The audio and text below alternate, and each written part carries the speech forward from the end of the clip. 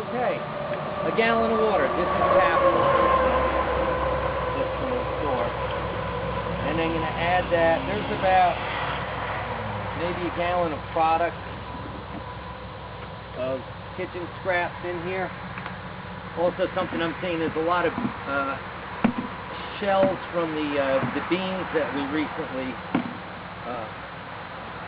shelled. A lot of bean holes in there, and they're really hard to break down. So they're like little bits of wood, and they're dry, so they're going to be a little bit more difficult to digest. But they'll add carbon and create airspace, so this should work out just fine.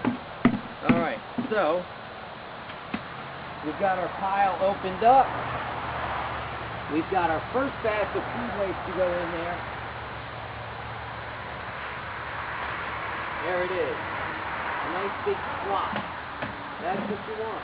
You want a nice sloppy mix of ingredients. If it's too dry, nothing's going to happen.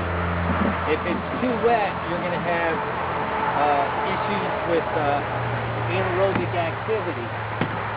It will get, there won't be oxygen. If there's no oxygen, you're going to have a stinky mess. So remember that. Building the pile correctly is important. 1 cubic foot of shredded mulch like this can even generate heat. So that's one of the things I'm going to try to do with this specific pile is we're going to see if we can't get this to generate some heat. So I started out with just the shredded mulch, 1 cubic yard. I've added some food waste. It's going to drain well.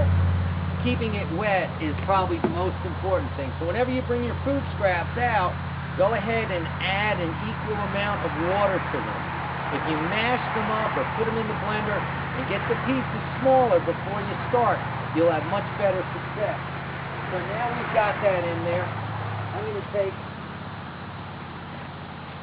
another pint of our compost.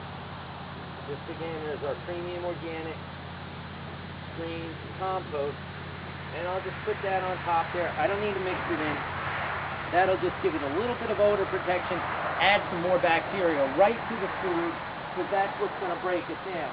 And then we're going to cover this up. Now you can see as I'm doing this that this material is quite bulky and at the same time has many, many fine particles because it's partially composted.